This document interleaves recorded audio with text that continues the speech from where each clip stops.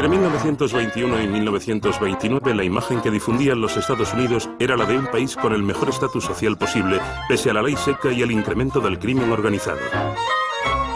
El crecimiento industrial de la principal potencia económica nunca antes había sido tan fulgurante, desvergonzado incluso. Menudo contraste con la década anterior, marcada por la Primera Guerra Mundial.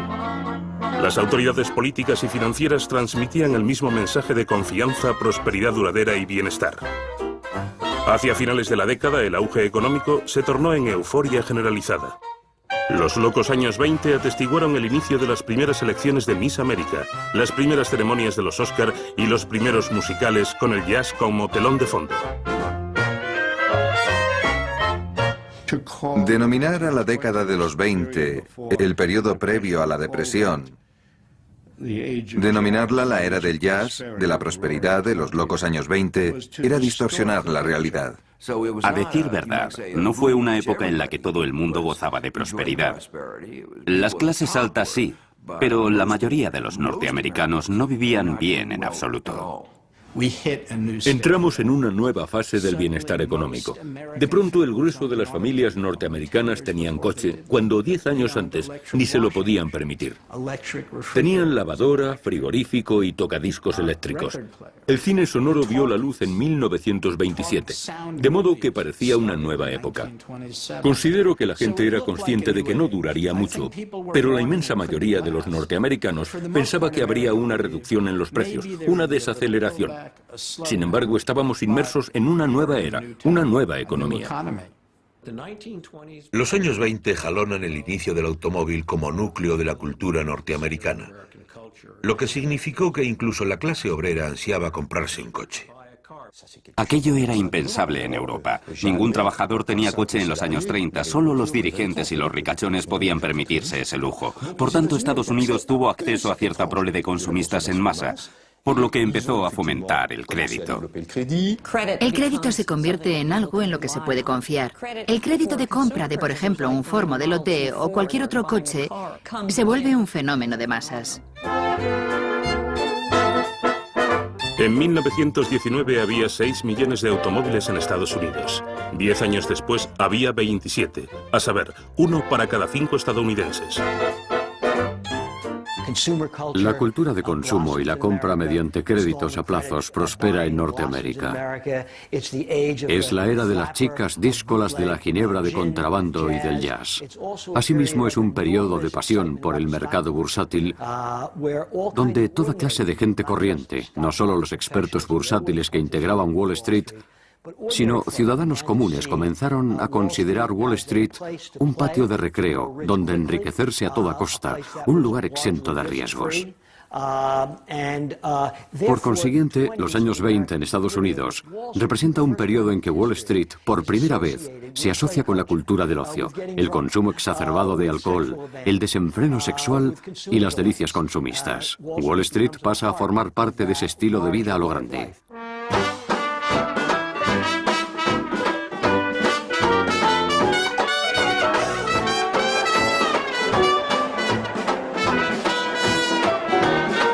Estados Unidos descubrió su pasión por jugar a la bolsa. En 5 años los valores bursátiles se multiplicaron por 4 y el índice Dow Jones subió de 100 a casi 400. Dicho incremento parece incomprensiblemente meteórico dada la situación económica actual. Encandilados y fascinados por la promesa de dinero fácil en la bolsa de Nueva York o Wall Street, como se la conoce, los estadounidenses se vaciaron los bolsillos. Así, en 1929 se invirtieron en bolsa 2.000 millones de dólares. Había más gente que nunca comprando acciones. Era la primera vez en toda la historia de Estados Unidos que el mercado de valores vertebraba la cultura norteamericana. La prosperidad es tan grandiosa, generalizada y sostenida, imparable durante tantos años consecutivos, que el ciudadano medio, que de lo contrario no se plantearía emprender un negocio, ni mucho menos implicarse en el mercado bursátil, considera seriamente dicha posibilidad.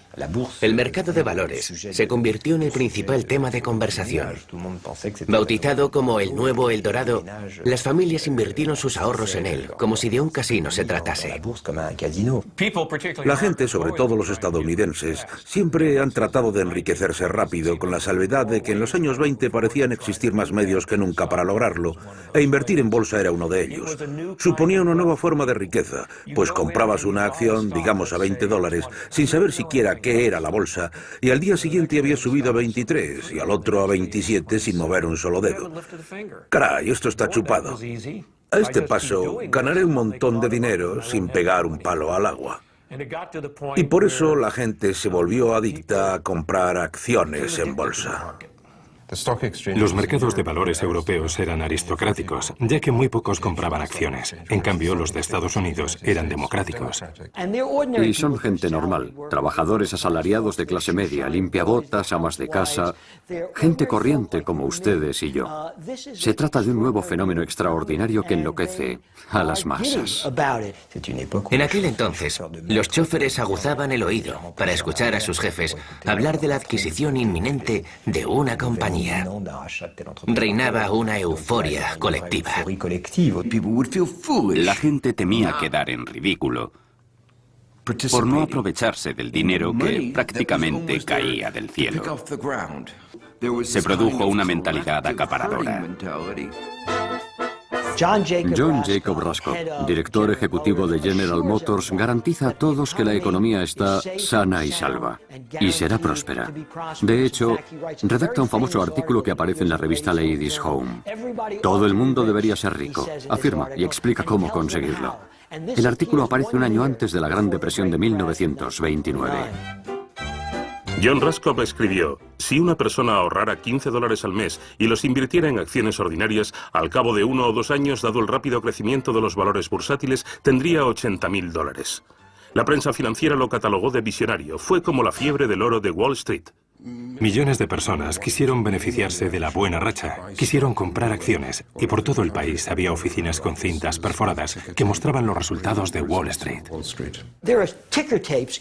Hay cintas perforadas en los salones de belleza, en los ferrocarriles, en los bares, en los transatlánticos. Luego, especular en el mercado de valores se convierte en una especie de actividad diaria, lo que nunca antes había sido. Se establecen agencias de corredores en los pueblitos, las aldeas y las pequeñas urbes de Estados Unidos, conectadas mediante teletipo a la sede central de Wall Street, que animan a la gente de la calle a participar. Se convierte en una especie de deporte donde todos juegan en equipo. No era la clase baja la que compraba acciones, sino la clase media. Porque una de las cosas que ocurre en los años 20, que forma parte de este patrón de la nueva cultura consumista, es que los bancos se muestran más dispuestos a prestar dinero, a conceder préstamos relativamente pequeños a individuos sin garantía alguna, lo que nunca antes se había hecho.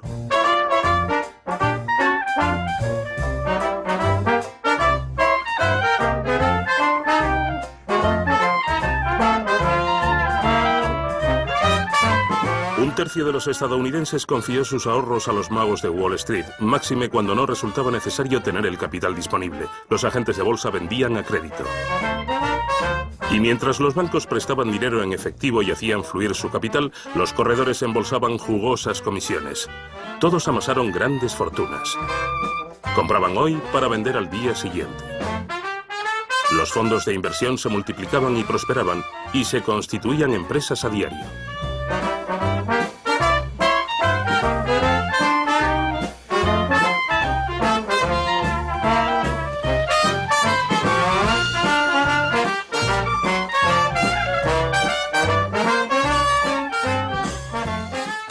La gente especula solicitando préstamos al margen, o sea, que invierten un porcentaje mínimo de su dinero para comprar una acción. Pongamos el 10 o el 20%, incluso menos del 10%. Y el crédito está tan al alcance de la mano, todos están tan excesivamente confiados de que al final sus especulaciones obtendrán compensación, que asumen tremendos riesgos crediticios a la hora de invertir en bolsa. Conforme subía el precio de las acciones, la garantía prendaria de los préstamos siempre estaba cubierta y parecía lo más sencillo del mundo. Te sacabas el doble de lo que metías, pero en cuanto el precio de las acciones empieza a caer, hay que colocar más caudal para cubrir el denominado margen, la diferencia entre la cantidad que pediste prestada y el valor actual de las acciones. El nuevo presidente de Estados Unidos, Herbert Hoover, basó toda su campaña en un único eslogan: la prosperidad está a la vuelta de la esquina. Incluso lo transformaron en una canción. Él, al igual que los mejores economistas, consideraba que el auge del mercado bursátil quedaba perfectamente justificado por la estabilidad global de los precios, la prosperidad y las perspectivas favorables de la economía norteamericana. En su discurso de investidura tuvo la excelente oportunidad de decir: las acciones son demasiado altas y hemos de tomar cartas en el asunto. Pero como político, si lo hubiera dicho y después la bolsa hubiera descendido como estaba vaticinado, todo el mundo lo habría culpado de causar la crisis, así que prefirió callarse. The election has again confirmed the determination of the American people, and opportunity must be given for the expression of popular will, and we should keep it so. Cuando Hoover dijo eso, la bolsa despegó de nuevo. Durante el verano de 1929, en junio, julio y agosto, cuando generalmente en verano los mercados se ralentizan al estar la gente de vacaciones, la bolsa se volvió loca.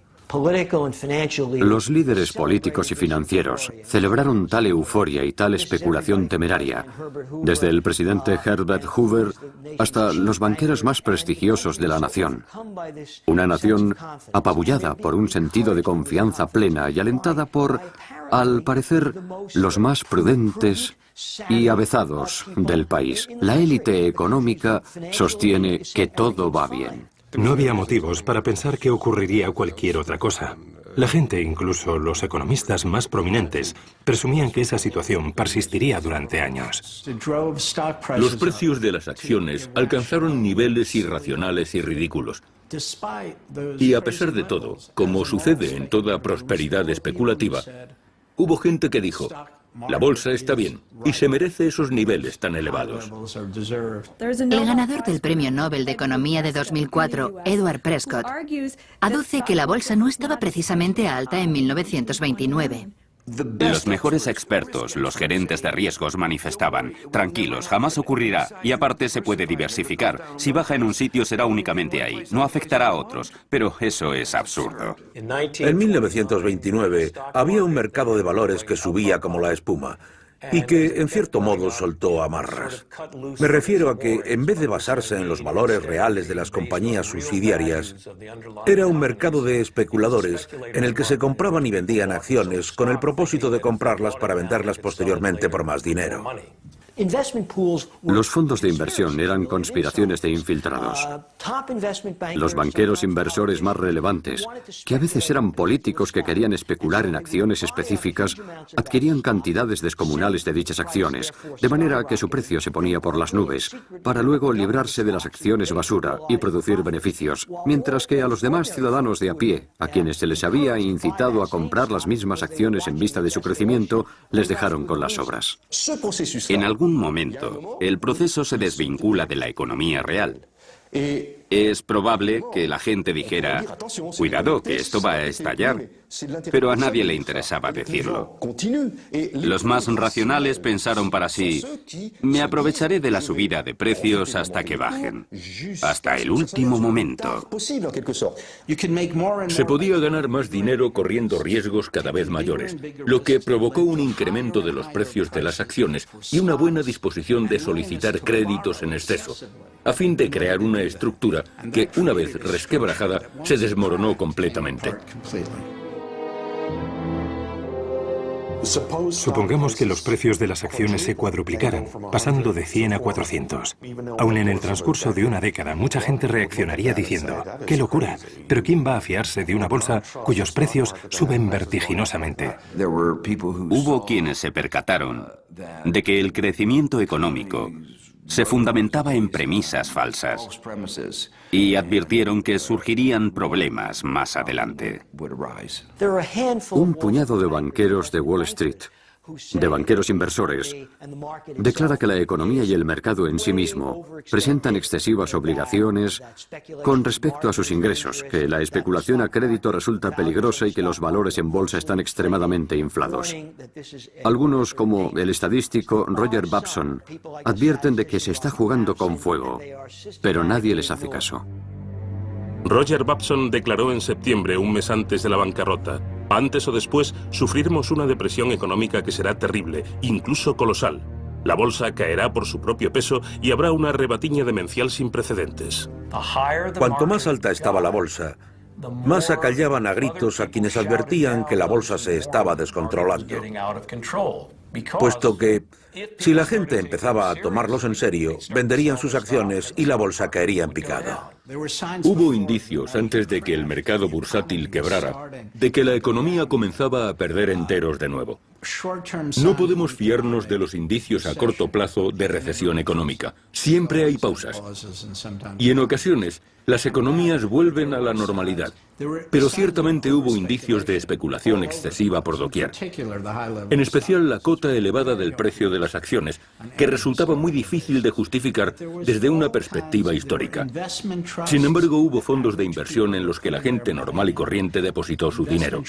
Los fondos de inversión pudieron solicitar muchos préstamos para invertirlos en acciones, y la gente pedía prestado dinero por su cuenta para comprar acciones individuales, préstamos marginales, así que todo indicaba que se avecinaban problemas. Empezó a oscilar en septiembre y después en octubre empezó a caer. Y en torno a la tercera semana de octubre el mercado comenzó a desplomarse. Lo que suele ser señal de que la burbuja estallará, tal como lo hizo en octubre de 1929. El crack de 1929 se asemejó a una tormenta perfecta en la que todas las cosas improbables confluyeron en el momento y el lugar equivocados.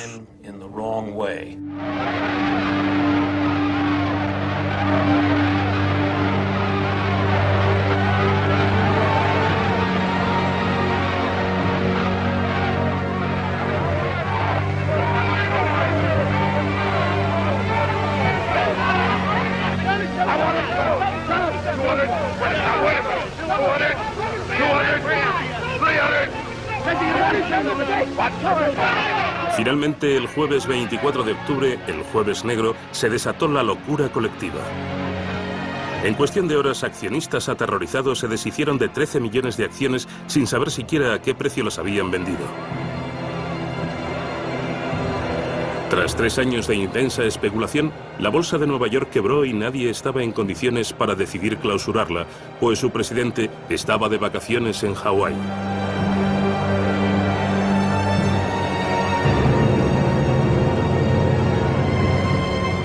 La burbuja especulativa explotó causando pánico financiero. La bolsa se desplomó como si de un dominó se tratara. Las pérdidas acumulativas ascendieron a 30.000 millones de dólares. Llegaron a duplicar el presupuesto de la Reserva Federal de Estados Unidos y a superar los gastos del país durante la Primera Guerra Mundial. En 6 días, los precios promedio descendieron un 50% y siguieron cayendo. Pero lo inaudito fue que el crack de la bolsa continuó imparable. La quiebra era inevitable. Era cuestión de tiempo. Era inminente. Entonces la gente se dio cuenta de que había dado por hecho que los precios no caerían. Y se equivocaron por completo. Por tanto, toda su vida se había basado en el supuesto de que los precios solo podían ser alcistas. Claro que si hubieran estudiado historia, habrían sabido que esa era una idea peregrina. Sabían que los precios subían y bajaban a su antojo. La gente había metido la mano en la caja, en el trabajo, y había invertido su dinero en la bolsa, presumiendo que aumentaría. Así que cuando suba lo cobro y vuelvo a meterlo en la caja sin que nadie se dé cuenta. Pero cuando el mercado se hundió, no hubo manera de retirar el dinero. De pronto se dieron cuenta de que la teoría que habían esgrimido había resultado desaforada. Y al ver que se habían precipitado, les entró el pánico, tanto a ellos como a sus vecinos. Los agentes de bolsa se vuelven locos, se suben por las paredes, no saben encajar la caída del mercado de valores. Muchos perdieron su dinero al no poder realizar los negocios que pretendían a los precios que habían prefijado. Tras la quiebra del mercado, nadie pudo hacerse cargo de tales negocios. Los cables estaban carcomidos. La cinta perforada que registraba todas las ventas no dio más de sí y se rezagó varias horas. Y ese atraso significa que si eran las 2 y solo sabías cómo iba el mercado a las 10:30, estabas en apuros por no saber lo que había sucedido en ese ínterin. Y a medida que bajaba, los más lentos decían, oh, me he equivocado, tenía que haber sido más rápido. Y cuando el proceso se acelera, a uno le invade la sensación de estar en plena caída libre. ¿Y qué precipitó eso? No creo que a día de hoy nadie sepa qué precipitó el martes negro o el jueves negro, ni por qué pasó ese día precisamente. Todos sabían que se produciría el crack, pero nadie previó su magnitud. En esencia, aquella economía no estaba bien. No solo había problemas con el mercado bursátil, ni con que las acciones estuvieran extremadamente sobrevaloradas, sino que había problemas económicos subyacentes, es decir, que aquella prosperidad que había cautivado a la gente durante casi una década en realidad había sido un espejismo. Y el pánico fue un reconocimiento emocional inarticulado de dicha situación, ya que al fin y al cabo se cimentaba en algo real. No era pura histeria.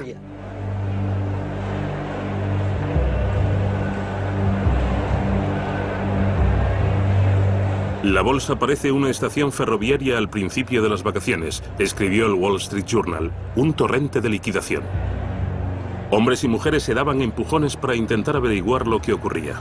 Tantas cifras y letras resultaban incomprensibles para los profanos en la materia, pero auguraban la ruina.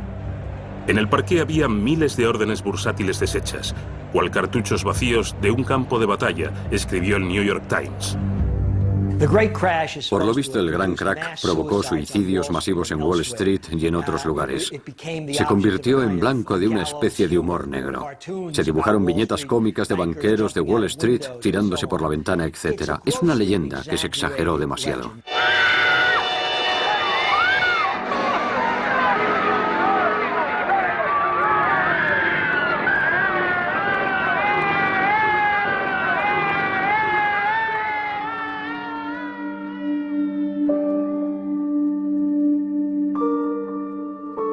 Se propagaron rumores disparatados. Se dijo que 11 especuladores se habían suicidado.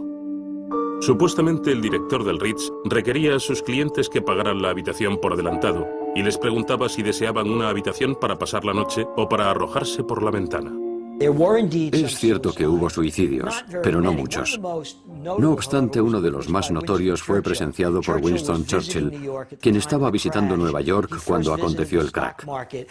Primero visitó la bolsa y se quedó atónito no solo ante el pavor que reinaba en el parqué, sino ante el aturdimiento de los corredores de bolsa sonámbulos que pululaban como si estuvieran en estado semicomatoso. Y acto seguido, cuando regresó al hotel, alguien saltó por una ventana del hotel en el que Churchill se hospedaba. Al parecer, era un corredor de Wall Street que se había arruinado.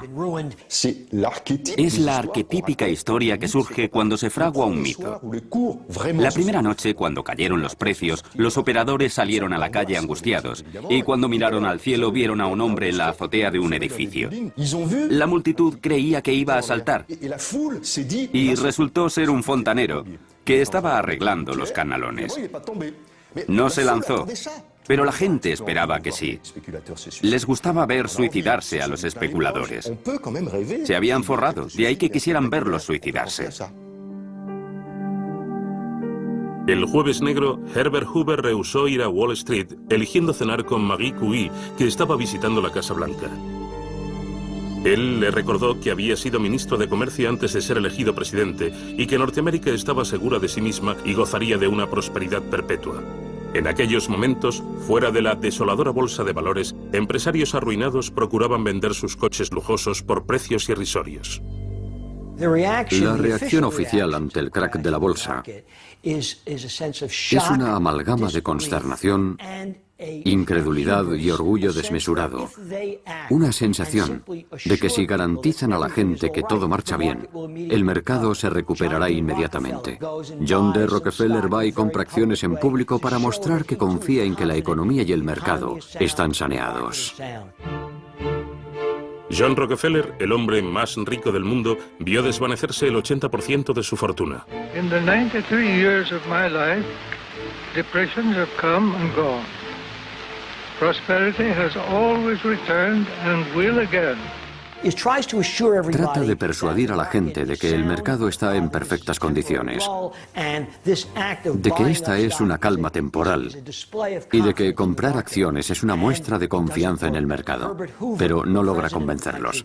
Herbert Hoover, presidente del país, emite dictámenes de que la estructura subyacente de la economía es sólida y no hay nada que temer. Aún así, a todos les entra el pánico y este es irreversible, extraordinario. Incluso posee cierta sonoridad. 10.000 personas se congregan fuera de la Bolsa de Nueva York. La ciudad está muy asustada. Solicitan la presencia de la policía montada. Creen que va a haber una toma de la Bastilla, una toma de la Bolsa de Nueva York, y deciden permanecer allí semanas. La muchedumbre emite una suerte de zumbido bajo, un clamor amortiguado, como si fuera el sonido del pánico y de la ansiedad.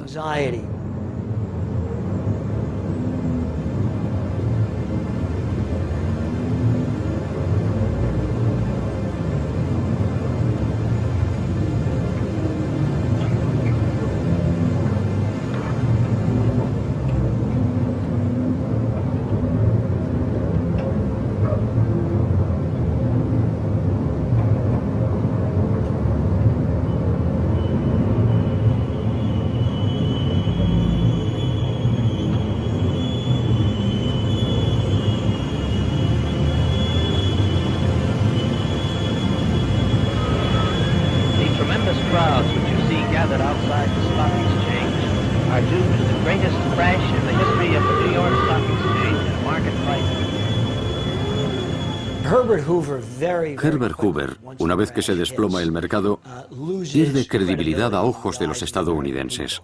No está haciendo nada más que aseverar falsedades que siempre resultan inciertas. No quiso certificar la crisis cuando ocurrió, sino que se limitó a decir, no es tan grave, pronto nos recuperaremos.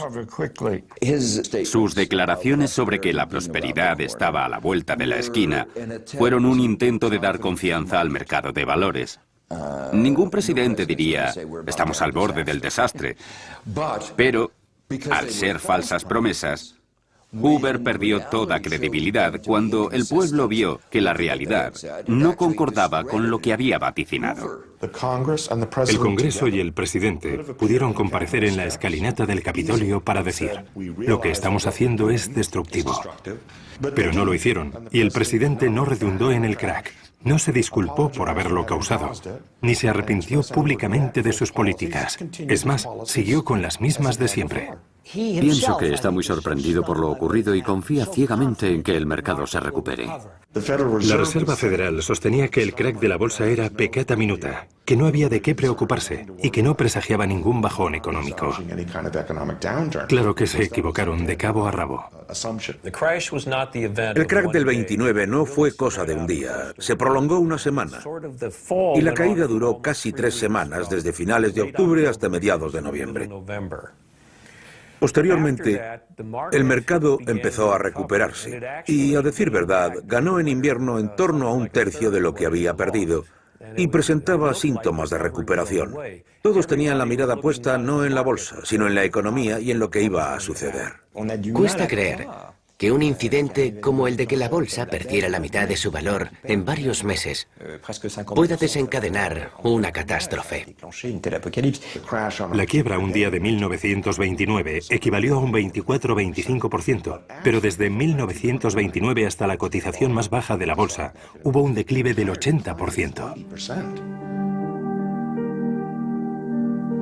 De hecho, Wall Street ya había iniciado su largo e interminable descenso hacia el infierno. Y toda la actividad económica norteamericana siguió esta pendiente bajista hasta llegar a las profundidades del abismo. Se agrava considerablemente tras 1929. Cada vez quiebran más bancos. Cuando se tiene dinero en un banco y este quiebra, se pierde todo, lo que genera un pánico bancario, o en otras palabras, una crisis financiera. Los norteamericanos quedaron consternados por el desplome de lo que otrora había sido el bastión indestructible del capitalismo triunfal, los bancos. La gente está desesperada y el sistema bancario va a la bancarrota. Se forma una enorme ruptura de liquidez y no se dispone de crédito para reactivar los motores de la economía. Una de las controversias del 29 fue ¿qué papel desempeñó el Banco Central? ¿Habría podido cambiar la situación? ¿Habría proporcionado más dinero al sistema bancario? La plena pérdida de confianza en la economía y, sobre todo, en el sector financiero, indica que no queda crédito restante. Fue un periodo de caída, de declive de la actividad económica, que al final condujo a una crisis financiera que, lógicamente, continuó la espiral descendente de la economía. De súbito, una comunidad bancaria no puede prestar dinero y la gente no puede comprarse una casa. Es como un círculo vicioso. Así funcionan las recesiones. Las empresas empiezan a despedir trabajadores. No pueden obtener préstamos para conservar su plantilla ni para mantener sus negocios. Las empresas se cierran y cada vez va más gente a la calle. Otros temen que los despidan y dejan de gastar. Y a menos gastos, menores ganancias y más empresas que se hunden. Y así suma y sigue. La economía se sume en una especie de espiral mortal. Una espiral cancerígena, por así decirlo. Sin embargo, los mercados pueden tardar pocos días en ir a pique. Pero que se hunda la economía lleva su tiempo. Cuando la economía se hundió, no quedaban reservas del poder adquisitivo de los consumidores para reflotarla. Y la gente empezó a perder su trabajo. Después sufrió este revés. Y cuando esto ocurre, cuesta mucho darle la vuelta a la tortilla. Estamos ante una crisis creciente que comienza como una crisis bancaria, pero se convierte en una crisis económica global. La cadena de acontecimientos es la siguiente. Preocupadas por la depresión, las familias demoran una serie de compras, como los coches. La venta de coches toca fondo en 1930. La gente pierde la confianza, de modo que las compras, las inversiones y las acciones caen en picado. Nadie compra coches durante un año. Por lo tanto, la industria despide a sus empleados, que a su vez dejan de consumir, lo que provoca que la recesión afecte a otros sectores, etc. Todo esto lleva a una caída sustanciosa del número de individuos solventes. Nadie puede consumir absolutamente nada. La gente deja de comprar cosas y empieza a preocuparse por el futuro, mientras que antes de la crisis el futuro se antojaba halagüeño, dado que como la bolsa subía, la gente tenía dinero, pero en cuanto quiebra la bolsa, las causas subyacentes comienzan a filtrarse, como ocurre con el mercado inmobiliario. En 1929, las inmobiliarias juegan un papel esencial. En determinadas ciudades, el 60% de las familias no pagan sus préstamos hipotecarios. Los endeudados no pueden pagar. De repente, la gente no puede saldar sus deudas y entra en bancarrota, por lo que tiene que dejar de consumir, poniendo en peligro a las compañías financieras, que son intermediarias, que habían servido de corredores a los acreedores. Y tan pronto como el precio de la vivienda cesó de crecer, el castillo de naipes se desmoronó. Las familias salieron perdiendo por dos frentes. El valor de los bienes inmuebles cayó en picado, al igual que el mercado de valores. Así pues, la caída de precios se agregó a la caída del comercio, desembocando en la insolvencia de los prestatarios. Cuando fracasaron los negocios, no podían devolver los préstamos, salvo solicitando más préstamos. Pero dicho proceso tenía los días contados. Así que las familias norteamericanas se empobrecieron de la noche a la mañana, lo que supuso un varapalo psicológico. Creían que no tenían que ahorrar para la pensión, pues la bolsa las estaba disponiendo discretamente. Pero esta idea cayó en saco roto. Pensaron que ya se habían ganado la vida, pero de pronto el suelo que pisaban se derrumbó y empezaron a perderlo todo de nuevo. Veamos, ¿quiénes sufren más una crisis? Los pobres siempre han sido pobres. Esto no es nuevo para ellos, aunque sí más duro. Los ricos, si tienes 20 millones de dólares y pierdes 10 o 12, aún podrás apañártelas con los otros 8 restantes. Los de clase media, ellos son los más afectados. Y la clase media, a esas alturas, como ya he explicado, debido a la economía de consumo, se fundamentaba en la posesión de cosas materiales, ya fuera un automóvil, ropa, una casa o lo que fuere. Y todos esos bienes se los van arrebatando uno a uno.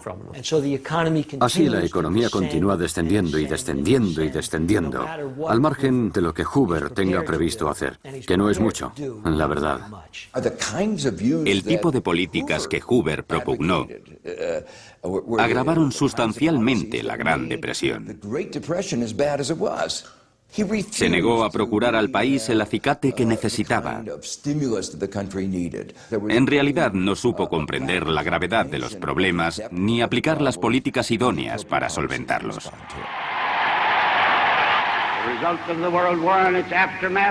Al objeto de dar confianza al mundo financiero, Hoover decidió repatriar urgentemente a Estados Unidos capital prestado a Alemania. Fue una medida devastadora y un error monumental. A Alemania, recién salida de la guerra, le hizo muchísimo daño la retirada de capital estadounidense. La repercusión fue cortar el flujo de dinero, que a mediados de los años 20 se había transferido desde Estados Unidos a Europa y había avivado un auge económico. La Primera Guerra Mundial no fue olvidada en 1929. Había tanta rabia reprimida que la depresión económica dio a la administración Hoover y a los republicanos la oportunidad de desfogarla, entre otras cosas. Y es evidente que no habrían salido del apuro repatriando el dinero. Los terratenientes norteamericanos repatriaron su capital, que había agotado los bancos.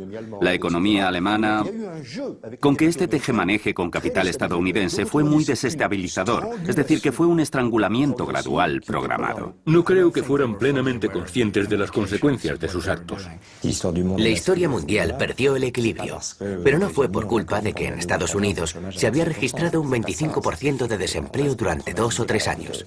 Eso no fue lo más traumático de la crisis de 1929, sino por el hecho de que atravesó el Atlántico, y el primer país europeo que se vio afectado fue Alemania, puesto que la reconstrucción de Alemania estaba financiada por capital estadounidense, que fue automáticamente retirado a comienzos de la crisis de 1929, desbaratándole los planes a Alemania.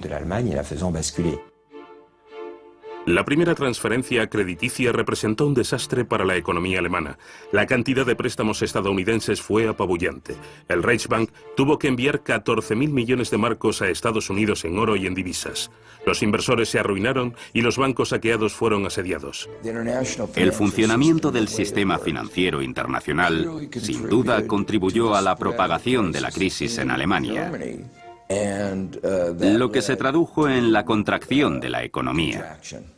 Este fue uno de los factores que contribuyó a la espiral descendente. Lo que había sido un incidente nacional estadounidense, más que nada, se convierte en una depresión de escala europea, en un continente que lleva padeciendo casi toda la década de una economía endeble. A diferencia de Estados Unidos, Europa no había experimentado un auge económico durante los años 20, pero sí que estaba sufriendo las consecuencias de una Primera Guerra Mundial asoladora. Recientemente había empezado a reestructurar su industria, su economía agrícola, etc. Alemania había sido un despropósito económico a lo largo de los años 20. Recordemos que la tremenda megainflación de los años 20 barrió de un soplido a la clase media alemana, y mucho de eso representaba el excedente de las terribles condiciones del Tratado de Versalles. Esas deudas de reconstrucción por la guerra, deudas de préstamos concedidos durante la guerra, asfixian la economía, reduciéndola aún más hasta que la depresión se propaga de Estados Unidos a Europa. Alemania necesitaba capital norteamericano para financiar las reparaciones, una parte de las cuales ya se había pagado, y así Alemania quedó endeudada. Y cuando nos fijamos en el trato que Alemania estableció con Francia, y lo que Francia le hizo a Alemania entonces, y lo que el Reino Unido hizo junto con Francia, y lo que Estados Unidos permitió que le ocurriera a Alemania, naturalmente que al herir a Alemania dañamos la estabilidad democrática. Francia hizo todo lo posible por Alemania, pero que se beneficiara del dolor de este país malherido no fue en absoluto cierto. A los franceses se les acusó de estar cegados por sus ansias de venganza, lo que fue un error colosal. Y aparte, la recesión no ayudó lo más mínimo. La República comenzaba a respirar de nuevo. Pero 1929 fracturó dicha fuerza motriz. Reabrió inmediatamente la herida en un cuerpo debilitado por recesiones pasadas. No tengo ninguna duda de que la recesión de 1929 fue la que condujo al incremento del extremismo. La recesión apaleó un cuerpo vulnerable y la única salida que halló fue el nazismo. En Alemania, la producción industrial quebró. Las bancarrotas aumentaron y el número de parados alcanzó los 6 millones, lo que ocasionó desilusión y rabia en todo el mundo. Se convocaron huelgas de hambre en varias ciudades y resurgieron los comedores de beneficencia. Vivíamos en la calle Mendelssohn y recuerdo que mi abuela, que servía sopa en la puerta principal, me dijo que era para los parados, pero yo jamás había oído esa palabra. Durante ese periodo, hubo un paralelismo increíble entre Alemania y Estados Unidos. El desempleo creció hasta el 25%, y en ambos países se produjo el mismo desplome de los precios y de la producción. El resto de Europa absorbió la recesión de un modo distinto, pero no resultó tan espectacular como en Alemania y en Estados Unidos.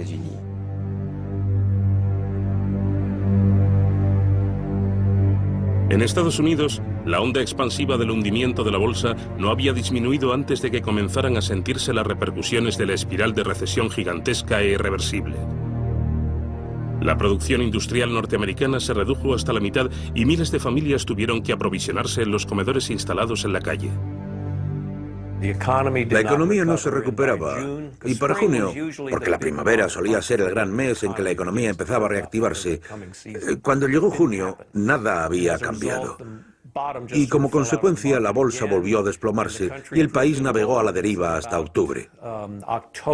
Y fue el 30 de octubre cuando el país empezó a sufrir una profunda depresión económica.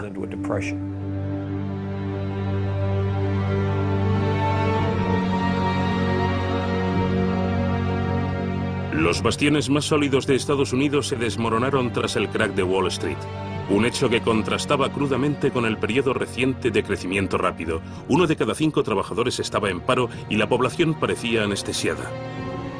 En Nueva York, donde cada mes 17.000 familias se quedaban en la calle, cientos de miles de parados, incluidos muchos oficinistas, luchaban por sobrevivir, soportando horas de frío con el fin de conseguir un cuenco de sopa y un trozo de pan.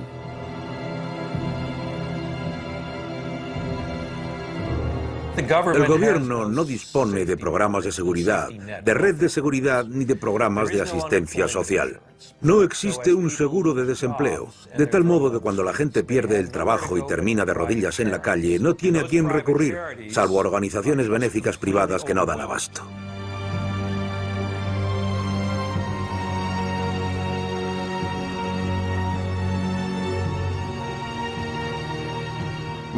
Mis primeros recuerdos de la depresión son cuando vi a mi madre hacer cola para conseguir comida. Avergonzada de ser pobre, de tener que pedir algo a alguien.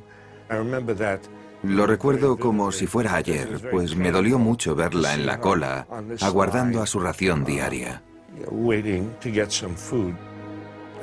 Conforme empeoró la depresión, nos mudamos de unos vecindarios malos a otros peores. Y ni que decir tiene que recuerdo a mi familia. Mi padre era camarero. Cuando nos invadió la depresión, hubo menos trabajo.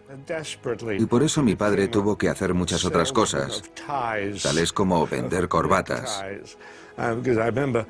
Y jamás olvidaré la vergüenza que yo sentía cuando, de camino a la escuela, me cruzaba con mi padre que vendía corbatas en la calle. Y aún hoy me avergüenzo de mi reacción. Y en otra ocasión trabajó de limpiaventanas, hasta que un día se cayó de una de ellas y se pegó un buen estacazo. Y recuerdo que incluso trabajó de barrendero o algo parecido. Y esas vivencias forman parte de la escalofriante tragedia de la depresión, que literalmente está grabada en el rostro de la gente. Los hombres se levantan y se van en busca de trabajo aún sabiendo que no encontrarán nada. Total, que se pasan mediodía sentados en el banco del parque sintiéndose inútiles. Era una realidad de la que era muy difícil escapar. Creo que no había sitio alguno donde no se notaran los síntomas de la depresión. Por doquier se veían tiendas cerradas a cal y canto, fábricas que no funcionaban, gente tirada en la calle. En las primeras fases de la depresión, muchos hombres, por ejemplo, recorrían las calles ataviados con su mono de trabajo porque no querían. Les daba mucha vergüenza contar a sus familias que estaban en paro. De ahí que se pasaran el día entero con el mono puesto, lejos de su hogar, para que no los descubrieran.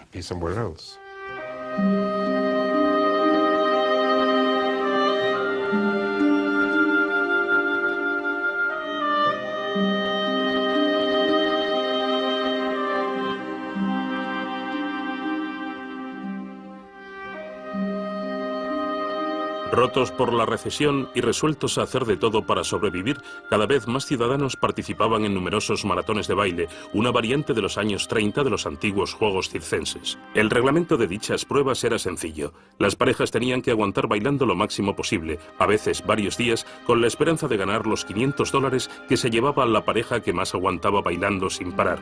Era un espectáculo reconfortante para un público que iba a verlo con el ánimo de olvidarse de su propia miseria. Los organizadores habían pensado en todo: médicos, camas y alimento. Cuando menos, los perdedores podían comer algo.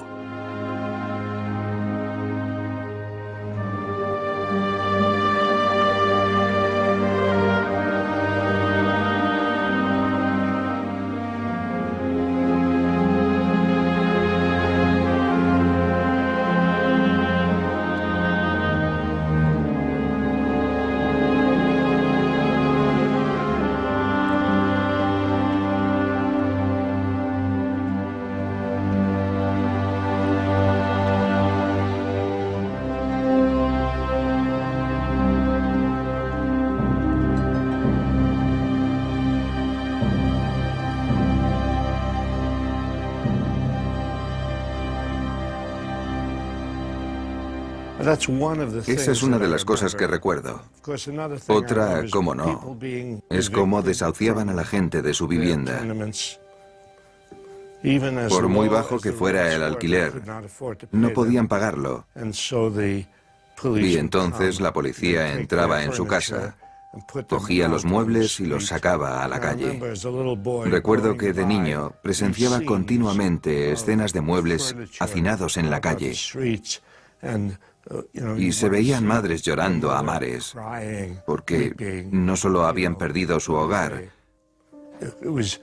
sino también porque resultaba psicológicamente humillante para ellas que sus posesiones estuvieran a la vista de todos y que todos supieran que los habían desahuciado.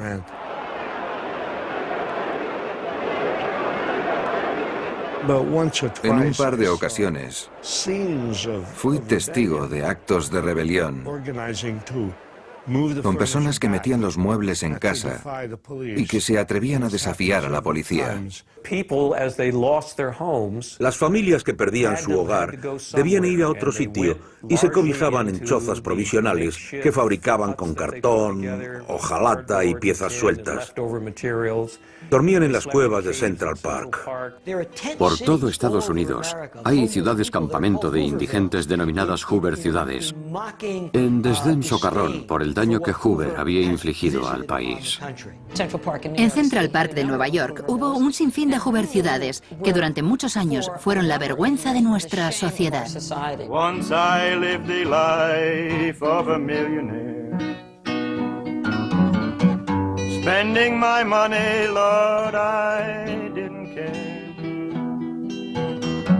I carried my friends out for a mighty good time, buying bootleg liquor, champagne and wine. Then I begun to fall so low. Didn't have no money and no place to go. If I get my hands on a dollar again, I'm gonna hold on to it till the eagle grins, because nobody knows you.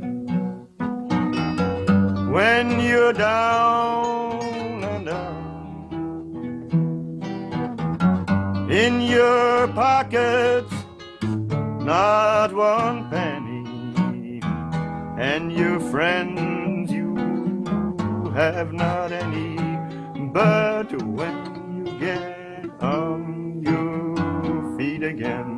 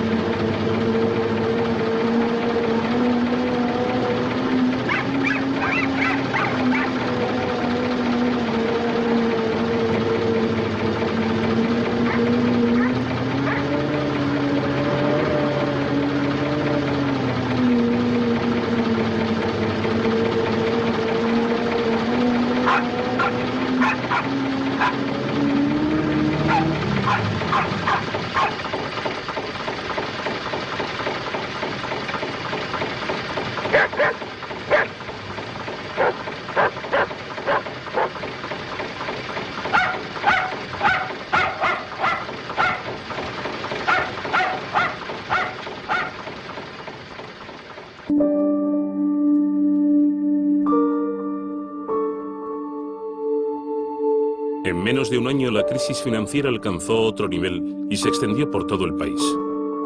En el campo la situación era alarmante, peor que en la ciudad.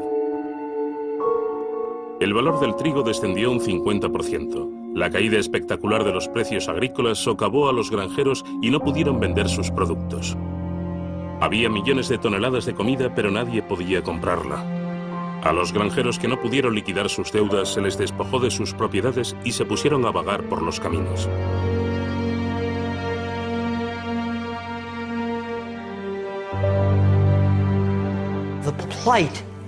Todo el mundo atraviesa una situación difícil. La falta de vivienda, la indigencia, el desempleo y la desestructuración familiar se convierten en un clamor universal.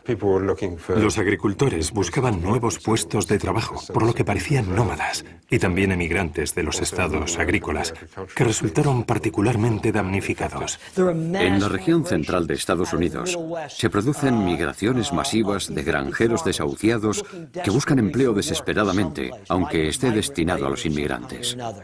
Muchos de ellos perdieron sus granjas a comienzos de los años 30 y los desalojos agrícolas dejaron una mácula indeleble en la sociedad. Muchos granjeros fueron desahuciados porque habían arrendado sus tierras o porque poseían tierras y no podían pagarlas. Los granjeros de la zona central se ven obligados a detener las subastas organizadas por los granjeros desahuciados. Cuando el juez se dispone a subastar la granja, los granjeros vecinos se congregan y pujan por la granja. No permiten que nadie más puje y después devuelven la granja al granjero desahuciado.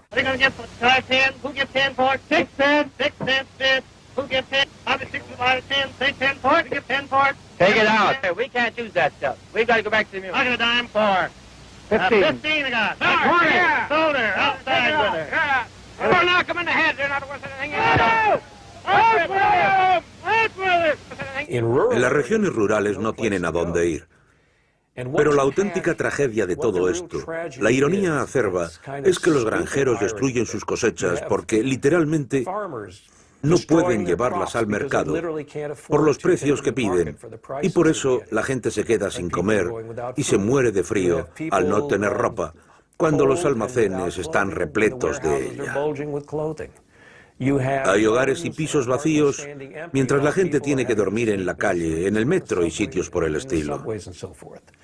Esa ironía es lo realmente crispante de la depresión. Se trata de un sistema económico que estalló entre 1929 y 1932. Y cuando hay una explosión de esta envergadura, cuesta mucho recomponer las piezas y seguir como si nada hubiera ocurrido. En 1931 la industria siderúrgica funciona al 10% de su capacidad. El desempleo pronto afectará al 25% de la población activa. El país estaba inquieto, estaba revuelto. Cada 2 por 3 había huelgas, piquetes y manifestaciones. El Partido Comunista lideraba una lucha por los derechos de los trabajadores. En aquel entonces la pobreza estaba a la orden del día y muchos afirmaban, sí, esta es la única organización que hace algo contra la depresión económica. Todas las insurgencias sociales de los años 30, ya sean movimientos antimonopolio o partidos políticos independientes formados por trabajadores agrícolas, ostentan un alto coeficiente de militantes radicales y progresistas. El movimiento obrero de los años 30 es inconcebible sin contar con el apoyo crucial del cuadro militar de los partidos comunista y socialista. Esto ocasiona un ciclo de represión. Se desata la violencia, hay manifestaciones, asesinatos, pero no estalla ninguna revuelta, aunque sí se originan escenas impactantes y rebeliones esporádicas. En Dearborn, donde Ford había despedido al 75% de la plantilla, hubo disturbios durante los cuales la policía disparó a los manifestantes.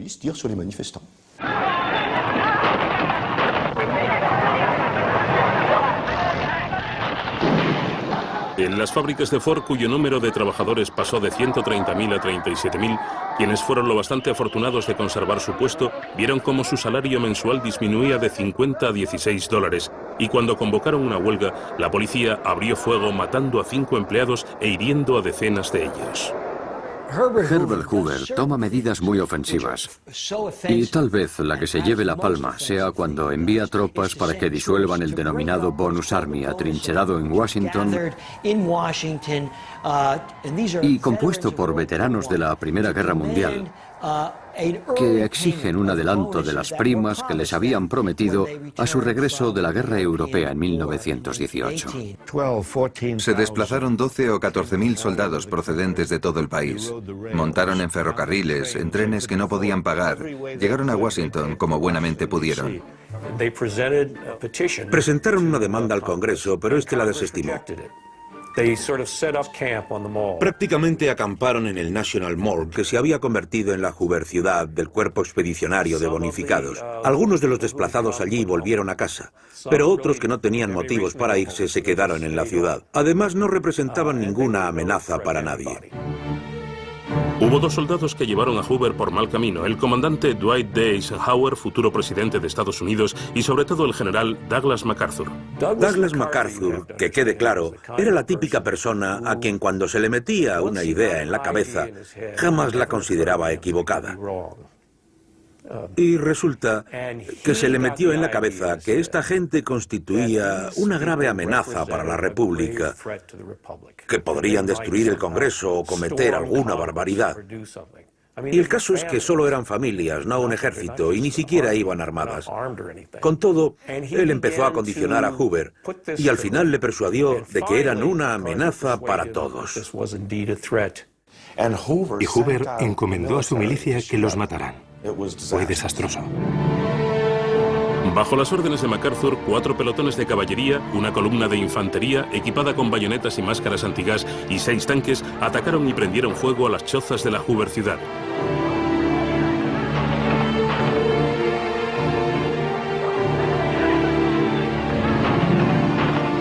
Acribillaron a 2 personas y una tercera, un bebé de 2 meses, murió asfixiado por el gas lacrimógeno. Hubo otro niño con mayor fortuna que cuando trataba de volver a la choza para coger su osito de peluche, un soldado lo detuvo clavándole la bayoneta en las piernas.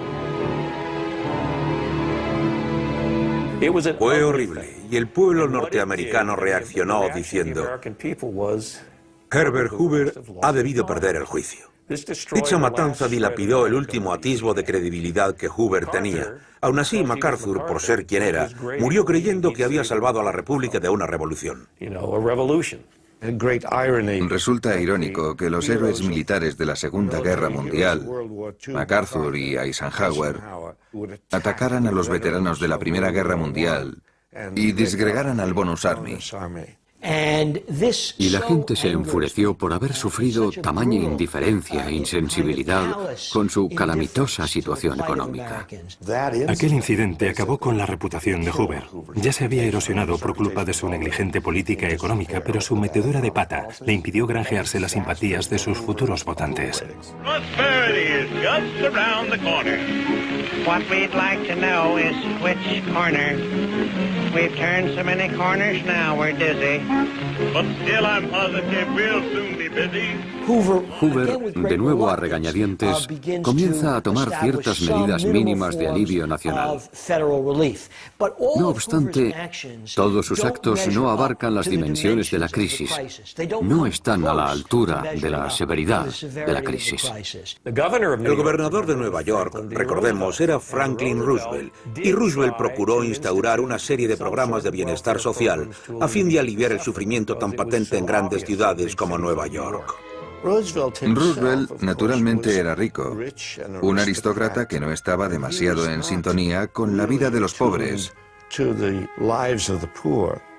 Pero su mujer, Eleanor Roosevelt, visitó los barrios pobres y vio cómo vivía la gente. Había visto en primera persona las condiciones deplorables de los pobres y ella fue quien concienció a su marido de la cantidad de pobreza y miseria que había en las calles. Todos esperaban que Eleanor Roosevelt los ayudara, pues ella era sus ojos y sus oídos, y la que visitaba toda clase de lugares. Roosevelt dependía de ella al no poder viajar a tantos sitios. Roosevelt, que había contraído la polio en 1921, arrastró un problema sin precedentes históricos. Aun inválido, se presentó a las próximas elecciones presidenciales contra Hoover. Se lo había prometido a millones de desamparados que lo aguardaban como si fuera el Mesías. Hay un poema llamado Esperando a Roosevelt que reza: esperamos que Roosevelt haga algo por nosotros, esperamos y esperamos. Y el poema termina con algo parecido a: ¿dónde está usted, señor Roosevelt? El 2 de julio de 1932, el Congreso del Partido Demócrata eligió a Franklin Roosevelt como candidato para las elecciones presidenciales, donde pronunció por primera vez las palabras New Deal, la nueva política económica. I pledge myself to a new deal for the American people.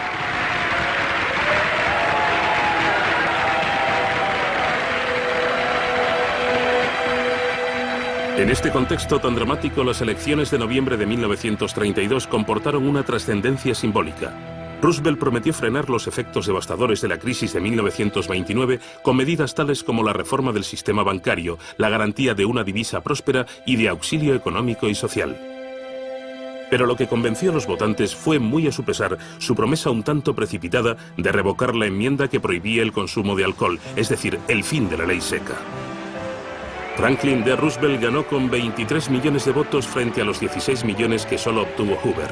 Dicha victoria aplastante llevó a los demócratas al poder durante los subsiguientes 20 años. Franklin D. Roosevelt, President of the United States.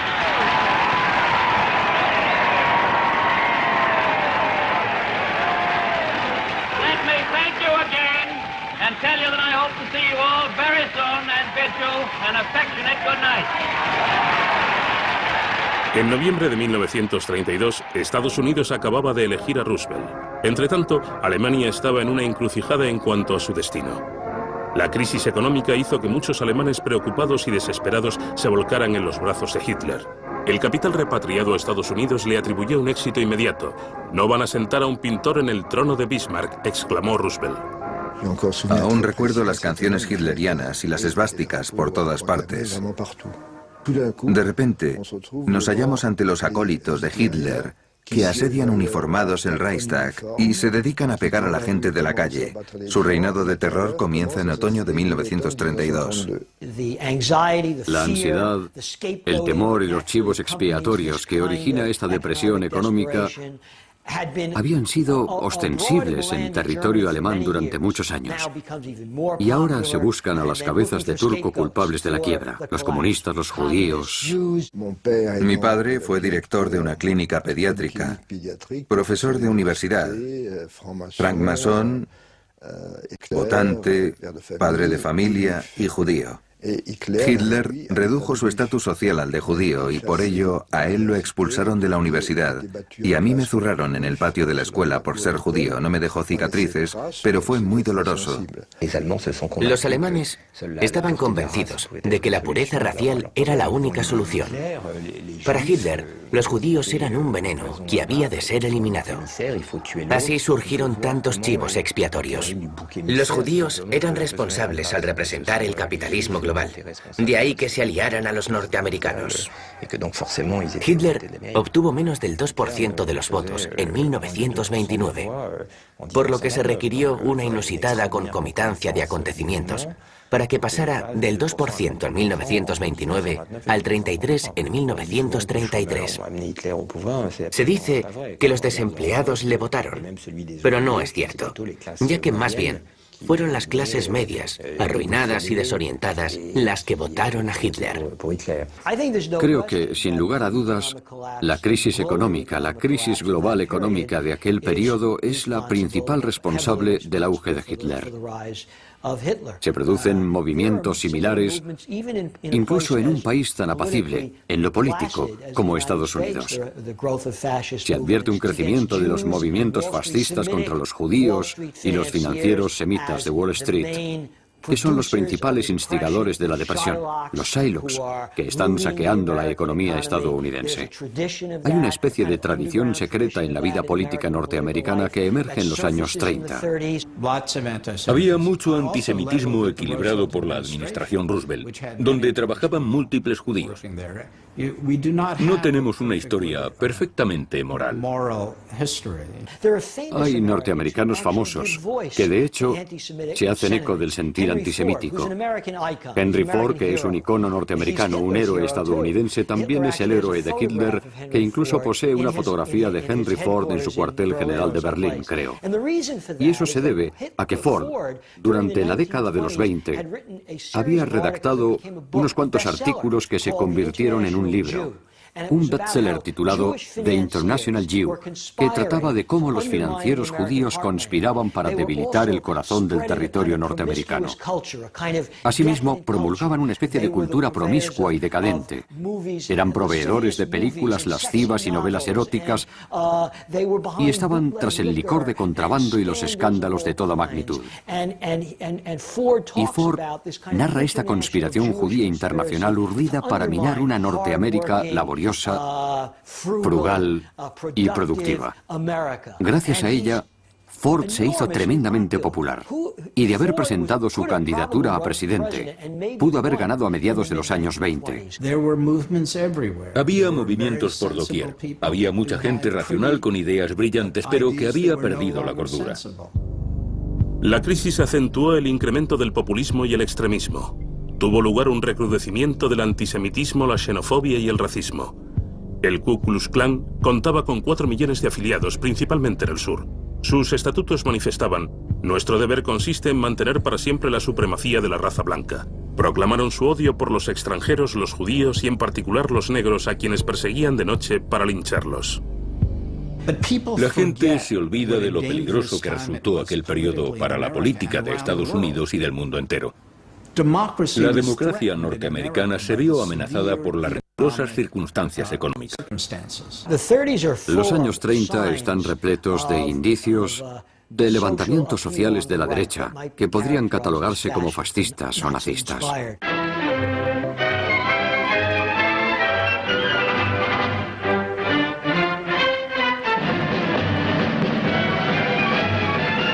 Esta procesión de manifestantes nazis no tuvo lugar en Alemania, sino en el Central Park de Nueva York.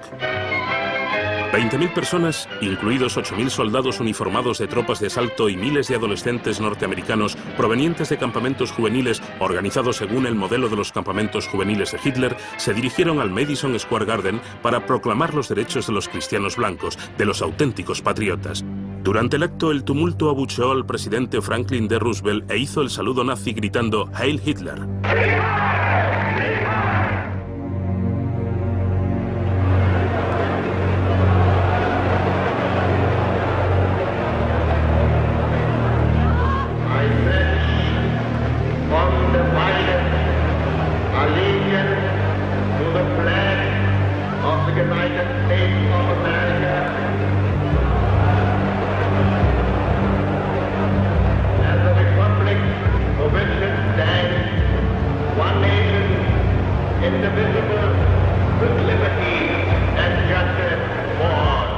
Y empiezan a desfilar por las calles y a pegar a la gente, a sospechosos, judíos, inmigrantes. Por primera vez en mucho tiempo hubo atisbos de un tipo de gobierno dictatorial, de un derrocamiento ideológico de la democracia. No creo que fuera una posibilidad utópica.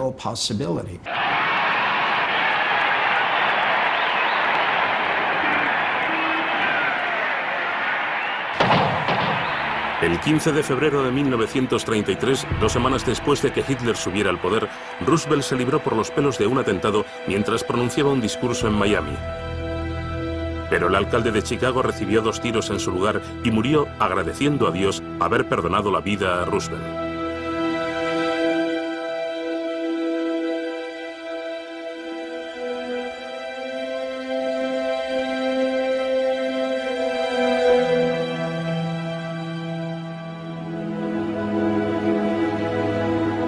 Roosevelt, que no asistió al funeral, retornó a Washington, donde multiplicó por 20 su escolta y dejó de viajar en coches descapotables.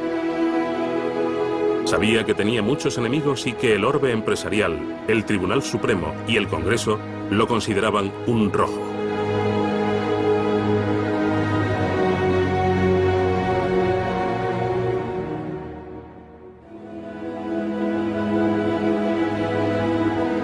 En el coche que transportó a ambos presidentes, Hoover apenas medió palabra con Roosevelt. Sabía que el nuevo presidente no le perdonaría la vida en su discurso inaugural y no lo lamentaría. Solo un necio puede negar la sombría realidad del presente. Quienes han gobernado han fracasado, puesto que únicamente conocían las leyes de las ganancias. Le escribieron 500.000 norteamericanos antes de entrar en la Casa Blanca para darle la bienvenida y alentarlo. Roosevelt tomó posesión del cargo e incluso realizó un esfuerzo sobrehumano para dar a la multitud la impresión de que caminaba, cuando en realidad lo llevaban su hijo y un guardaespaldas.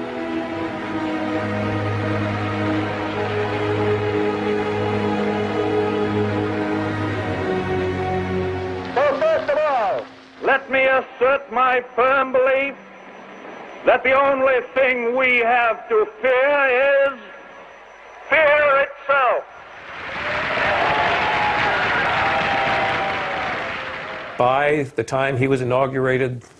Cuando lo invistieron presidente, el sistema financiero estaba paralizado. Los bancos apenas tenían actividad y había que hacer algo para restaurar la confianza en ellos. Los bancos estaban tan desorganizados que Roosevelt consideró que podría revivir el sistema bancario clausurando todos los bancos.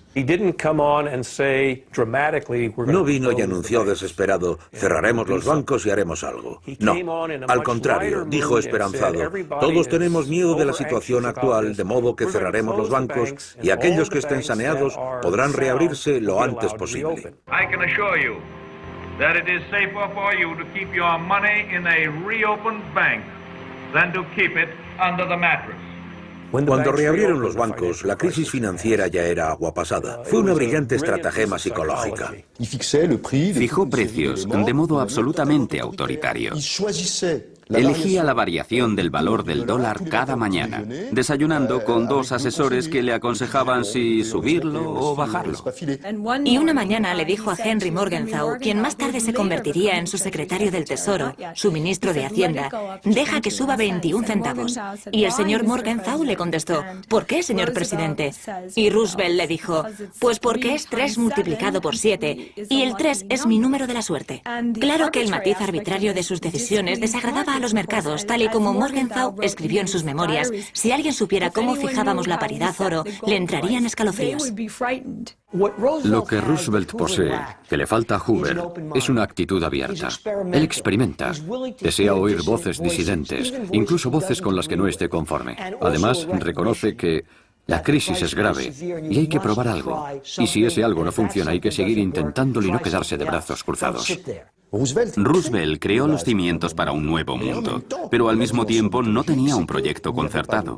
Era cosa de ir tanteando el terreno.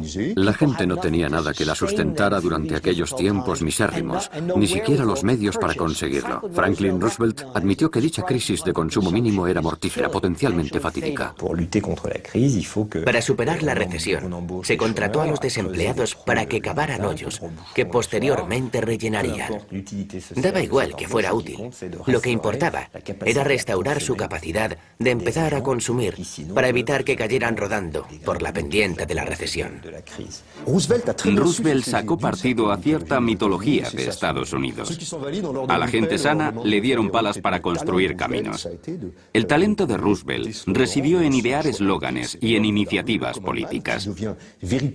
El hombre medio se convirtió en el núcleo de su coalición, a diferencia de la de Hoover, que representó al mundo empresarial. Después de los bancos, Roosevelt decidió limpiar Wall Street como había prometido al anunciar su New Deal.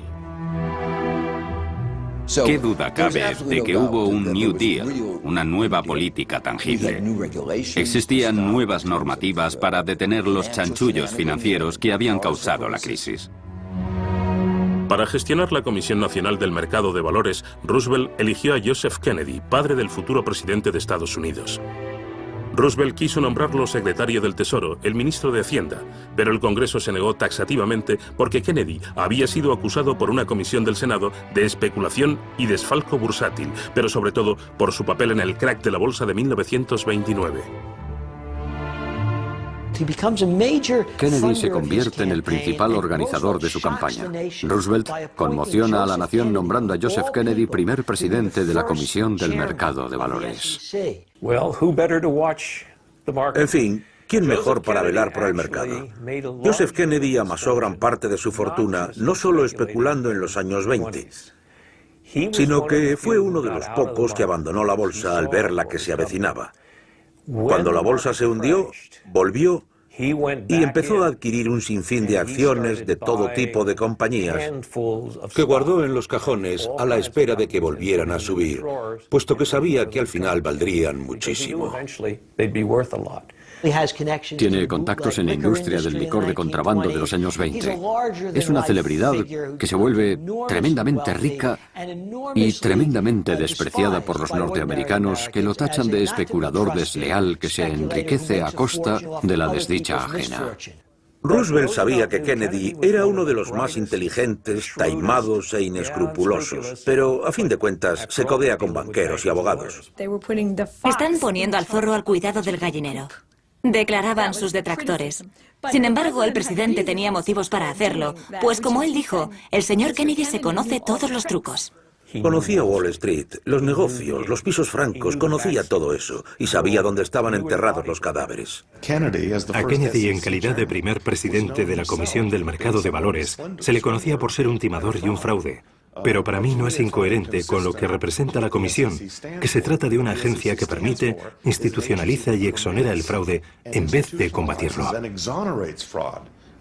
Así que el hecho de que Kennedy encabezara la comisión fue bastante apropiado. La ingenuidad y la falta de tacto de Roosevelt en ocasiones fueron sorprendentes. Ante un grupo de jóvenes obreros que se habían alistado para poder alimentarse, declaró: I wish that I could take a couple of months off from the White House and come down here and live with them, because I know I'd get full of health the way they have. The only difference is that they've put on an average of about 12 pounds apiece since they got here, and I'm trying to take off 12 pounds.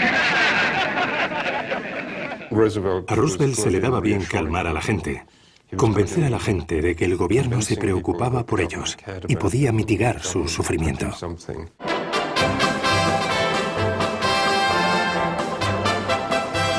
Precedido de un gran espectáculo, Roosevelt lanzó su programa para combatir los efectos de la Gran Depresión y para dar un nuevo impulso a la economía norteamericana, en la que había causado estragos el hundimiento de la bolsa de 1929. Se invirtieron $5.000 millones para erradicar el desempleo. Más de 3 millones de norteamericanos tenían trabajo, incrementándose a 8 millones 2 años después. Roosevelt aprobó 15 leyes capitales. Estableció un sistema de bienestar social, pensiones y subsidios de desempleo. Ilegalizó la explotación laboral infantil y la discriminación contra los negros y las mujeres e introdujo un salario mínimo. Lo que caracteriza el New Deal de mediados de los años 30 es toda una serie de programas de obras públicas. Nadie había hecho antes algo semejante. Creo que la gente se imaginaba que los proyectos de obras públicas eran una gran ayuda y una parte relevante del New Deal, relevante desde el punto de vista psicológico. El New Deal cambió Estados Unidos. Construimos innumerables carreteras, puentes, presas, escuelas. Las carreteras y puentes de Nueva York, donde nos encontramos ahora, se construyeron con dinero de la nueva política de Roosevelt, que cambió Norteamérica de arriba a abajo. Eso no habría ocurrido y allanó el terreno para la expansión económica posterior a la Segunda Guerra Mundial. El dinero del gobierno se había empleado para construir autopistas, escuelas, hospitales y para investigar. Pasamos a un estado de bienestar que no conocíamos hasta entonces y procuran abordar simultáneamente la industria, la construcción, el bienestar, la situación social, la seguridad social, todo al mismo tiempo. No había sistemas de asistencia social.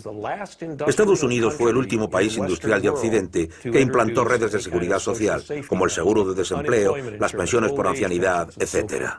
Llevó a cabo medidas extraordinarias. Creó la seguridad social. En 1935 moldeó los cimientos del sistema de seguridad social. La seguridad social no incluía a los trabajadores más pobres, los trabajadores negros.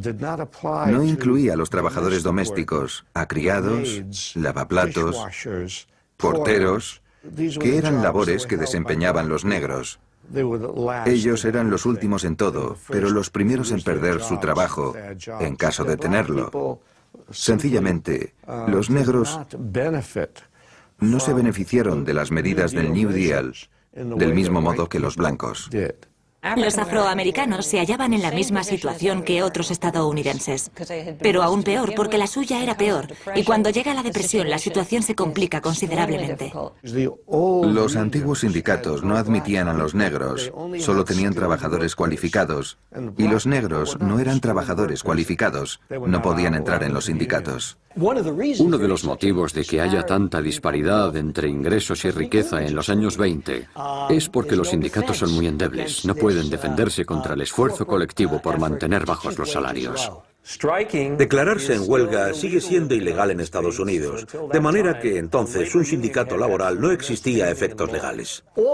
Pero todo eso cambia en los años 30, cuando una serie de alzamientos sociales arrastran el espectro político norteamericano hacia la izquierda, lo que repercute enormemente en el propio Roosevelt. Secundado por la opinión pública, Roosevelt decretó el derecho de que todos los trabajadores norteamericanos tuvieran representación sindical. Fue una auténtica revolución, pero su implantación se topó con la reticencia del mundo empresarial y los mandamases corporativos. En muchas empresas se convocaron huelgas y sentadas en protesta por la negativa de sus dirigentes a reconocer los sindicatos. Pero al final los dirigentes cedieron cuando la industria quedó paralizada.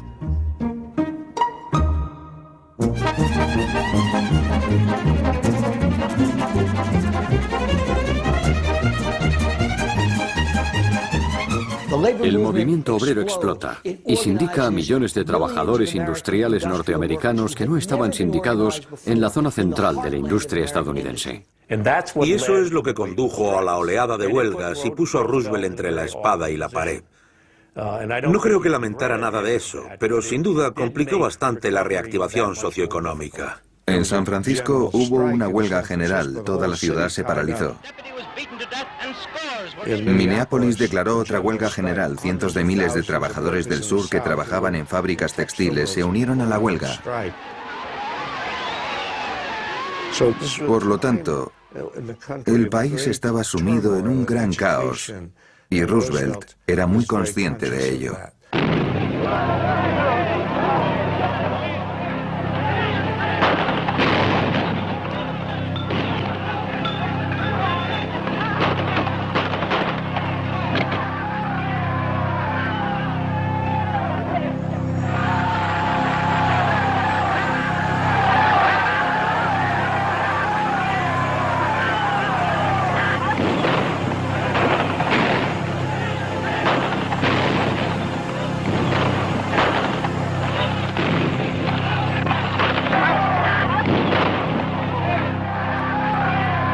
gobierno del New Deal respaldó a los jefes aun cuando estos habían desacatado las nuevas leyes.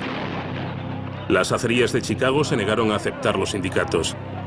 Enfrentada con la cuasi insurrecta naturaleza de las huelgas, la policía, con ayuda de la milicia de los dirigentes, mató a 10 trabajadores e hirió a casi 100. Roosevelt, que no condenó la masacre, mandó a la Guardia Nacional. A los líderes políticos del país, tanto del Partido Republicano como del Demócrata, les entró pánico al ver la agitación del país, al ver que un tercio de la población activa estaba en paro y al ver que las huelgas y los disturbios no habían cesado. Las corporaciones acaudaladas se opusieron a Roosevelt, ya que les preocupaba si el sistema capitalista sería capaz de sobrevivir. Las comunidades empresarial y financiera se vuelven de lo más hostiles. Denuncian a Roosevelt empleando los calificativos más abyectos posibles: tullido, judío, comunista, homosexual. No hay apelativo que no le regalen. Están furiosos por cómo ha abandonado a la clase que en el fondo lo ha amamantado. Lo consideran un traidor. Y Roosevelt les pregunta, desconcertado hasta cierto punto, pero ¿por qué me odiáis tanto si lo que intento hacer es salvar el capitalismo? A few timid people who fear progress will try to give you new and strange names for what we are doing. Sometimes they will call it fascism, and sometimes communism, and sometimes regimentation, and sometimes socialism. But in so doing, they are trying to make very complex and theoretical something that is really very simple and very practical. Aquellas cosas que hizo Roosevelt fueron buenas, aquellas nuevas medidas fueron buenas, pero otras partes de la nueva política fueron absurdas. El único sector que no mejoró fue el agrícola. Para contribuir a la supervivencia de los agricultores, Roosevelt les mandó reducir su producción con el fin de impulsar los precios agrícolas a cambio de remuneración. Así y todo, esta política fue refutada por varios economistas que consideraban que el gobierno estaba llevando a cabo una destrucción injustificable de la riqueza que era contraria a la moralidad más elemental. La prensa empezó a criticar a Roosevelt por su falta de ideología y por tomar decisiones contradictorias. Roosevelt es un camaleón con cuadros escoceses, escribió el New York Times. Los agricultores estaban enfadados por la caída de los precios agrícolas, así que exigieron programas gubernamentales que les remuneraran por sacrificar su ganado y quemar sus cultivos al objeto de incrementar los precios, bajo el mandato de Roosevelt, lo que es de locos, debido a que la gente estaba muriéndose de hambre. Entonces, ¿por qué destruir productos agrícolas de calidad? Pues porque ellos pensaban que el problema era que había demasiados. Se me ponen los pelos de punta, porque en definitiva estaban suicidándose. En algunas regiones, la verdad es que la pobreza y el hambre se acrecentaban a pasos agigantados. California envió guardias a varias fronteras para evitar que la gente cruzara. Apostaron a agentes federales para impedirles que entraran en California, pues toda esta gente habría supuesto un lastre para el Estado.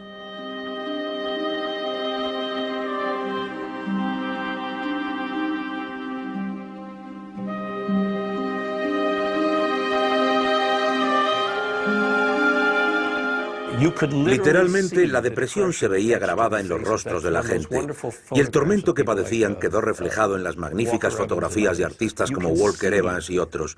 Fue como un cáncer que iba devorando el espíritu del pueblo estadounidense.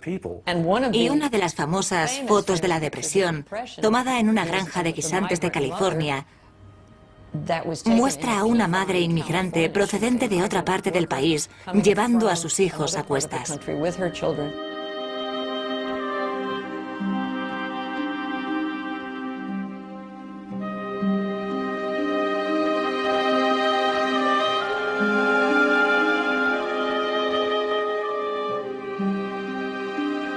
Crecimos con esa fotografía en la que aparece una mujer muerta de hambre con sus hijos desconsolados.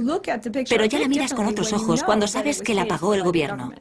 Y el hombre que ejecutó el programa que creó esta foto escribió en su autobiografía: tuvimos que conferir a la depresión un aspecto tétrico para conservar nuestro empleo. De modo que existe la auténtica pobreza, pero también la auténtica propaganda.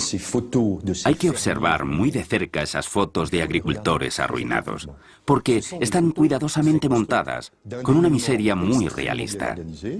La tragedia fue estructurada, pero no cuenta toda la verdad. Los campesinos se arruinaron mucho antes de la recesión, a causa de otros desastres acontecidos. Esas fotos deben considerarse mitos inventados. Muestran una familia, una cama con barrotes de acero y un niño desnudo en primera línea. Hay una mezcla de inmundicia y dignidad que evoca un mito más que un testimonio cruento. Es un testimonio elaborado para construir un mito, pero no es en absoluto representativo de la época. Los enemigos de la nueva política, del New Deal de Roosevelt, tildan esas fotografías de propaganda en nombre de la nueva política. Y en cierto sentido lo eran, dado que entonces nace una nueva cultura, una cultura de solidaridad popular muy ajena a Estados Unidos. Es propaganda, sí, pero es mucho más que eso. Es un nuevo estilo de vida que nace en los años 30.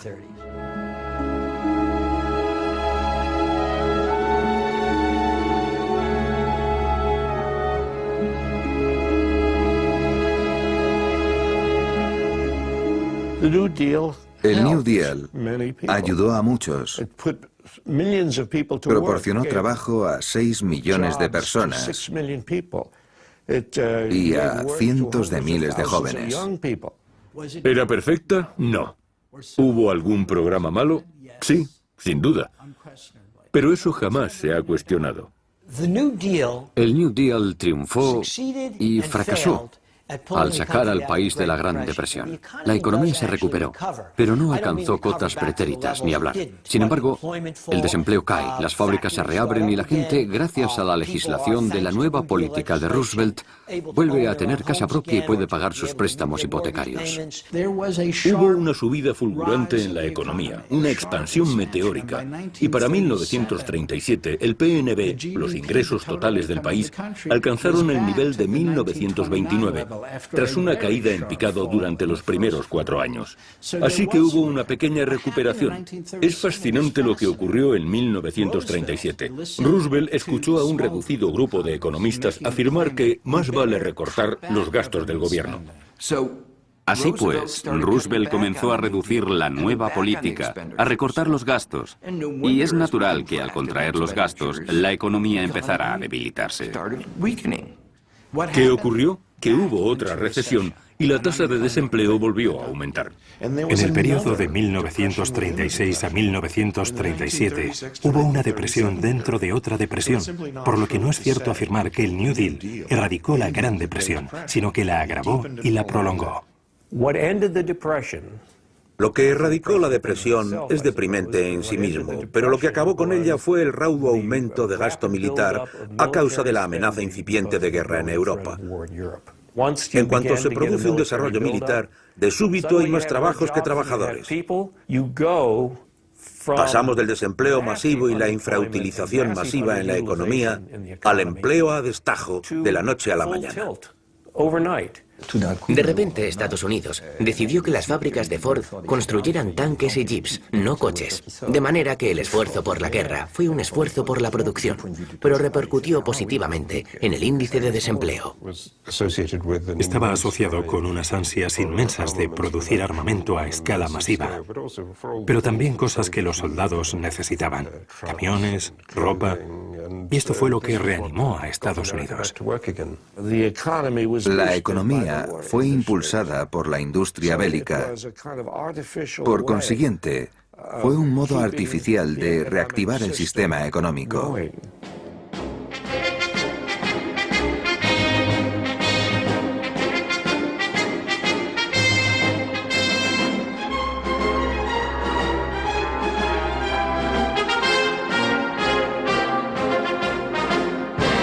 Ninguno de los esfuerzos de Roosevelt logró restaurar la industria norteamericana a su nivel previo al Jueves Negro.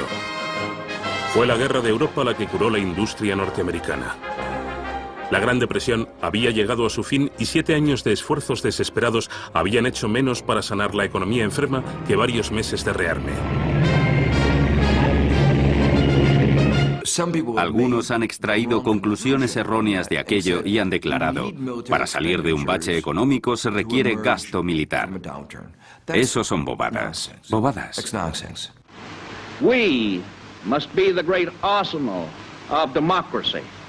For us, this is an emergency as serious as war itself.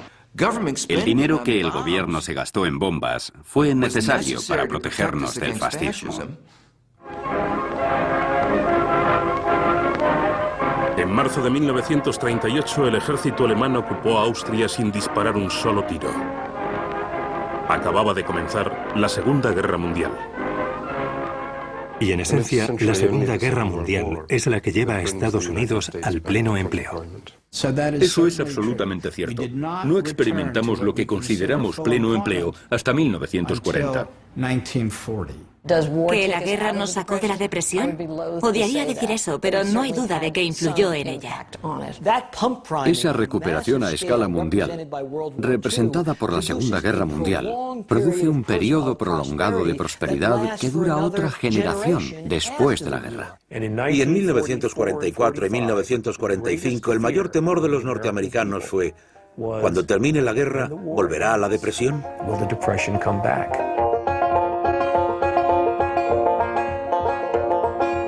2 million bushels of North African grain, resold to Germany for Swiss francs, paid for by a consortium of banks with a deal in futures that the stock exchange unloads for coffee from Brazilian uplands, destined for Paris before the whole deal sinks. The checks, written in indelible inks, outer-race Atlantics, winter hurricanes, our benefactors, 3 trusts they compete for honor, glory, power, and of course, profits where all happiness is contained. Hemos aprendido algo de la Gran Depresión, pero si hemos aprendido lo suficiente, eso ya es otra cuestión.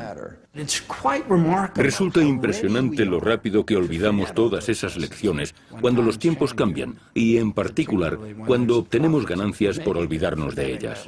Teníamos los conocimientos para prevenir una depresión, pero no los utilizamos. O no supimos aprovecharlas tras 1929, o el gobierno no estaba lo bastante convencido para actuar agresivamente. Lo preocupante de Obama es que está actuando como Roosevelt 2 años antes del crack. Podríamos pensar: estupendo, aquí tenemos a alguien que reactivará la economía mucho más rápido que Roosevelt. Sí, pero ¿quién está en su equipo? Contamos con el aspecto ecológico e innovador de un ganador del Premio Nobel como ministro de Energía. ¡Fantástico! Es un gran comienzo. Pero para no enojar a nadie, ha elegido a los mismos economistas que antes. No ha tenido las agallas de nacionalizar los bancos. Por lo tanto, me parece que los planes de rescate son discutibles. Al final resultarán útiles porque serán replanteados hasta que funcionen. Pero se ha perdido mucho tiempo. Esta recesión comenzó en verano de 2007. Y todavía no se ha solucionado. Y al igual que los eruditos de los años 20, los expertos actuales metieron la pata. Jamás tendremos otra crisis económica, jamás tendremos otra depresión. Y naturalmente se equivocaron. Poseían herramientas que podían haber implantado, pero no lo hicieron. Entre las tragedias se hallaba la adopción de una ideología dañina como tapadera para permitir que la industria financiera hiciera prácticamente lo que se le antojara. Y esto fue motivado por hombres y mujeres que encontraron un modo de enriquecerse y que afirmaron que estaban haciendo bien a la nación. La riqueza del 1% más rico del país se ha incrementado enormemente y la grieta que separa a ricos y pobres ha crecido muchísimo. Y eso es exactamente lo que sucedió en los años 30. Necesitamos un New Deal, una nueva política económica. La antigua solo funcionó en aquella época. Supuso una reacción a la Gran Depresión. Pero el mundo ha cambiado notablemente en 75 años. Ahora somos mucho más ricos que antes. pero no hemos compartido los frutos de dicha riqueza por igual. El grado de codicia aumentó. Lo aceptamos. Y la codicia se convirtió en una parte fundamental de la reacción exagerada de la economía, de la especulación financiera que ha originado este desastre. Dejamos que los bancos explotaran a los norteamericanos más pobres. Y millones de ellos se están quedando sin hogar y sin ahorros vitalicios. Fueron explotados y hubo préstamos abusivos. Sabíamos lo que estaba pasando. Es un sistema injusto, puesto que los pobres no tienen a nadie que los defienda. Vivimos en un mundo con una cantidad enorme de recursos. Y aún así, es un mundo en el que 1.000 millones de personas viven con menos de $1 al día. Y el 40% del mundo probablemente viva con menos de $2 al día. Sigo pensando que podremos reformar, por ejemplo, las instituciones económicas internacionales. Me doy cuenta del papel trascendental que puede jugar una reforma en las instituciones económicas internacionales. No sé si seré realista u optimista al decir que creo que... Sé que soy realista al decir que necesitan ser reformadas, pero no sé si seré realista al decir que serán reformadas.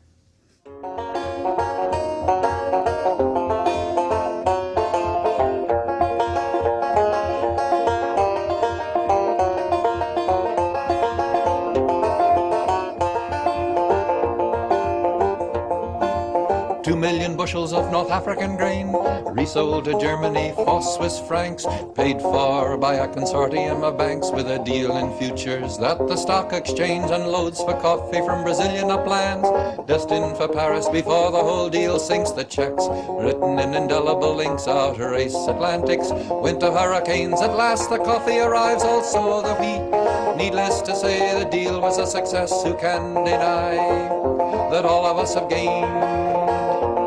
Our benefactors, three trusts they compete for honor, glory, power, and of course, profits where all happiness is contained.